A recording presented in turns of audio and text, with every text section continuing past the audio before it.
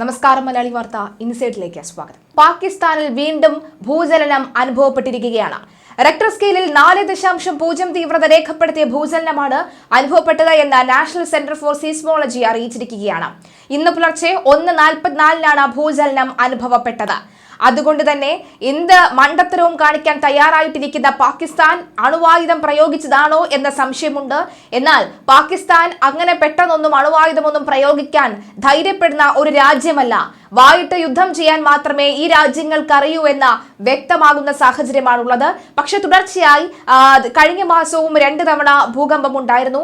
ഈ മാസം ആദ്യവും തുടക്കത്തിലും ഭൂകമ്പം ഉണ്ടായിരുന്നു. ഇപ്പോഴാ വീണ്ടും റിക്ടർ സ്കെയിൽ 4 തീവ്രത രേഖപ്പെടുത്തിയ ഭൂചലനം ഉണ്ടാകുന്നു. ഇന്ന് പുലർച്ചെയാണ് ഉണ്ടാകുന്നത്. പുലർച്ചെ ഉണ്ടായതോടുകൂടി തന്നെ പുലർച്ചയിലാണല്ലോ ഈ പാകിസ്ഥാൻ ഇന്ത്യയെ അടിക്കാനുള്ള ഒരു സമയമായി പാകിസ്ഥാൻ എല്ലായ്പ്പോഴും തെരഞ്ഞെടുത്തിരിക്കുന്നത്. അതുകൊണ്ട് തന്നെ പുലർച്ചെ ഉണ്ടായത് കൊണ്ട് തന്നെയാണ് പലർക്കും ഈ ഒരു സംശയം ഉരുത്തിരിഞ്ഞു വരുന്നത്. മാത്രമല്ല ഇസ്രായേൽ ഇറാൻ കാലഘട്ടത്തിൽ സംഘർഷ കാലഘട്ടത്തിലും അത്തരമൊരു സംശയം നിലനിന്നിരുന്നു. എന്തായാലും നിലവിലെ സാഹചര്യത്തിൽ ഭൂചലനം വീണ്ടും അനുഭവപ്പെടുന്നു എന്ന് തന്നെയാണ് വ്യക്തമാകുന്നത്. ഭൂചലനത്തിൽ നാശനഷ്ടങ്ങളോ പരിക്കുകളോ റിപ്പോർട്ട് ചെയ്തിട്ടില്ല. കൂടുതൽ വിവരങ്ങൾ ലഭ്യമായിട്ടില്ലെന്ന് ദേശീയ മാധ്യമങ്ങൾ റിപ്പോർട്ട് ചെയ്യുകയാണ്. കഴിഞ്ഞ തിങ്കളാഴ്ച പാകിസ്ഥാനിലും അഫ്ഗാനിസ്ഥാനിലും റിക്ടർ സ്കെയിലിൽ 4.2 തീവ്രത രേഖപ്പെടുത്തിയ ഭൂകമ്പം ഉണ്ടായിരുന്നു.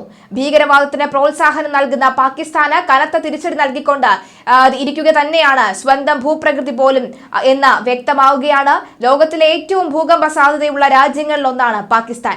നിരവധി പ്രധാന ഭൂകമ്പങ്ങൾ ഈ ഭൂകമ്പ സ്ഥലങ്ങളിലൂടെ കടന്നു പോകുന്നുണ്ട്.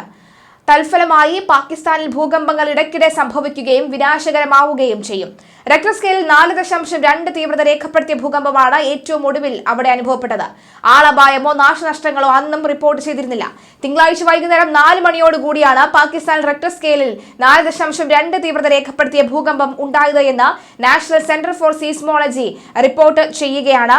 എന്തായാലും നിലവിലെ സാഹചര്യത്തിൽ ഭൂകമ്പം ഉണ്ടായിരിക്കുന്നു, നാശനഷ്ടങ്ങളൊന്നും തന്നെ ഉണ്ടായിട്ടില്ല എന്ന വാർത്ത മാത്രമാണ് പുറത്തുവരുന്നത്. അപ്പോഴാണ് പല യുദ്ധ വിദഗ്ധരും നിലവിലെ സാഹചര്യത്തിൽ അണുവായുധമാണോ പാകിസ്ഥാൻ പരീക്ഷിച്ചത് അടക്കമുള്ള സംശയങ്ങൾ മുന്നോട്ട് വെക്കുന്നത്. എന്തും ചെയ്യാൻ മടിക്കാത്ത ഒരു പൊട്ട രാജ്യമാണ്, ഒരു തീവ്രവാദ രാജ്യമാണ് പാകിസ്ഥാൻ. അതുകൊണ്ട് തന്നെ ഏതും സംഭവിക്കാമെന്നടക്കമുള്ള കാര്യങ്ങളും യുദ്ധ വിദഗ്ധർ പറയുന്നുണ്ട്. പലരും ഇത് കളിയാക്കിയൊക്കെ തന്നെ പറയാറുണ്ട്. പക്ഷേ അത്തരം കാര്യങ്ങളിലൊക്കെ ഒന്നും തന്നെ നിലവിൽ ഇപ്പോൾ പോയിട്ടില്ല എന്ന് വ്യക്തമാകുന്നുണ്ട്. പലതരത്തിലുള്ള വാർത്തകൾ പല രീതിയിൽ വരുന്നുണ്ട്. പക്ഷേ ഈ ഒരു ഘട്ടത്തിൽ കേന്ദ്ര സർക്കാർ പോലും പറയുന്ന കാര്യമാണ് തെറ്റായ വാർത്ത നിലവിൽ എന്തായാലും പടച്ചുവിടേണ്ടതില്ല എന്ന് വ്യക്തമാക്കുകയാണ്. ഏതായാലും ടൈംസ് ഓഫ് ഇന്ത്യ ഉൾപ്പെടെയുള്ള ദേശീയ മാധ്യമങ്ങൾ വാർത്ത റിപ്പോർട്ട് ചെയ്തിരിക്കുകയാണ്. അഫ്ഗാനിസ്ഥാനിലും കഴിഞ്ഞ തിങ്കളാഴ്ച 4.2 തീവ്രത രേഖപ്പെടുത്തിയ ഭൂചലനം ഉണ്ടായിരുന്നു. തുടർചലനങ്ങൾക്ക് സാധ്യത വളരെ കൂടുതലായിരുന്നു. ആഴം കുറഞ്ഞ ഭൂകമ്പങ്ങൾ ആഴത്തിലുള്ള ഭൂകമ്പങ്ങളെക്കാൾ അപകടകരമാണ്. കാരണം അവ ഭൂമിയുടെ ഉപരിതലത്തോട് അടുക്കുമ്പോൾ കൂടുതൽ ഊർജം പുറത്തുവിടുകയും ശക്തമായ ഭൂചലനത്തിന് കാരണമാവുകയും ചെയ്യും. 2024 പാകിസ്ഥാനിൽ നിരവധി ഭൂകമ്പങ്ങളാണ് റിപ്പോർട്ട് ചെയ്തത്. റിക്ടർ സ്കെയിലിൽ 1.5 അല്ലെങ്കിൽ കൂടുതൽ തീവ്രത ഉള്ള ഈ ഒരു ഭൂകമ്പമാണ് എപ്പോഴും രേഖപ്പെടുത്താറുള്ളത്. ഏകദേശം 167 ഭൂകമ്പങ്ങൾ രേഖപ്പെടുത്തി. ഈ ഭൂകമ്പങ്ങൾ നേരിയതോ മിതമോ ആയിരുന്നു. അതുപോലെ തന്നെ ഖൈബർ പഖ്തൂൺ, ഗിൽഗിറ്റ് ബൽറ്റിസ്ഥാൻ, അതുപോലെ തന്നെ ബലൂചിസ്ഥാൻ എന്നിവ ഉൾപ്പെടെയുള്ള വടക്കൻ പടിഞ്ഞാറൻ പ്രദേശങ്ങളിലാണ് ഭൂകമ്പ പ്രവർത്തനങ്ങൾ പ്രധാനമായും കേന്ദ്രീകരിച്ചിട്ടുള്ളത്. സെപ്റ്റംബറിൽ ഇസ്ലാമാബാദിനെയും പഞ്ചാബ്, KP എന്നിവയുടെ ചില ഭാഗങ്ങളെയും ബാധിച്ച 5.7 തീവ്രതയുള്ള ഭൂകമ്പവും പെഷവാറിലും പരിസര പ്രദേശങ്ങളിലും നവംബറിലുണ്ടായ 5.2 തീവ്രതയുള്ള ഭൂകമ്പവും ശക്തമായ ഭൂകമ്പങ്ങളിൽ ഉൾപ്പെടുന്നു. 2026 മാർച്ചിൽ ബദഖ്ഷാനിൽ ഉണ്ടായ 6.5 തീവ്രത രേഖപ്പെടുത്തിയ ഭൂകമ്പം ഒരു സുപ്രധാന സംഭവം തന്നെ ആയിരുന്നു എന്ന് വ്യക്തമാവുകയാണ്. എന്തായാലും നിലവിൽ ഏറ്റവും പ്രധാനപ്പെട്ട മറ്റു ചില വാർത്തകൾ കൂടി നമുക്ക് ഈ ഒരു സാഹചര്യത്തിൽ പരിശോധിക്കേണ്ടതുണ്ട്. ഓപ്പറേഷൻ സിന്ദൂരിൽ ഭയന്ന് വിറച്ച പാകിസ്ഥാൻ ഇന്ത്യ അതിർത്തിയിൽ തുടർച്ചയായ ആക്രമണം തുടരുകയാണ്. ഇന്ത്യൻ ആകാശ പ്രതിരോധം അതെല്ലാം തകർത്ത് വെണ്ണീറാക്കുന്നുണ്ടെന്ന കാര്യത്തിൽ സംശയമില്ല. ജമ്മു കാശ്മീരിൽ വിമാനത്താവളത്തിന് നേരെ മിസൈൽ ആക്രമണത്തിന് ശ്രമിച്ചു. ഉദംപേരൂരിൽ നടത്തിയ മിസൈൽ ആക്രമണത്തെ സൈന്യം പരാജയപ്പെടുത്തി.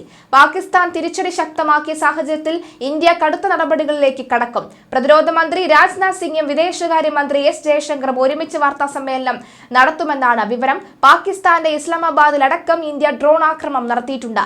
റാവൽപിണ്ടിയിലും ഇന്ത്യ ആക്രമണം ഉണ്ടായിട്ടുണ്ട്. പ്രശ്ന പരിഹാരത്തിന് ശ്രമിക്കുന്നുണ്ട് എന്ന് സൗദി അറേബ്യ അറിയിച്ചിട്ടുണ്ട്. ഇത് സംബന്ധിച്ച വാർത്താക്കുറിപ്പ് സൗദി പുറത്തിറക്കി. പാകിസ്ഥാനിലെ 8 നഗരങ്ങളിൽ ഇന്ത്യ തിരിച്ചടിച്ചുവെന്നാണ് റിപ്പോർട്ട്. ഇന്ത്യയിലേക്ക് പാകിസ്ഥാൻ ദീർഘദൂര മിസൈലുകൾ അടക്കം പ്രയോഗിച്ചു. ഇതെല്ലാം ഇന്ത്യൻ വ്യോമ പ്രതിരോധത്തെ പൂർണ്ണമായി തകർത്തിരിക്കുകയാണ്. ഇന്ത്യയുടെ ജനവാസ കേന്ദ്രങ്ങളിൽ ദീർഘദൂര മിസൈലുകൾ പ്രയോഗിച്ചുവെന്നാണ് റിപ്പോർട്ട്. ഈ സാഹചര്യത്തിൽ കരയുദ്ധത്തിനും ഇന്ത്യ തയ്യാറാകും. തുടരാക്രമണങ്ങളുടെ പശ്ചാത്തലത്തിൽ ഇന്ന് പുലർച്ചെ 5:45 നടത്താനിരുന്ന ഇന്ത്യയുടെ വാർത്താ സമ്മേളനം 10 മണിയിലേക്ക് മാറ്റിയിരിക്കുകയാണ്. സൈനിക മേധാവികൾ അതിർത്തിയിലെ സാഹചര്യം ഏകോപിപ്പിക്കുന്നുണ്ട്. പ്രത്യാക്രമണവും പ്രതിരോധവും പരിശോധിക്കുന്നുണ്ട്.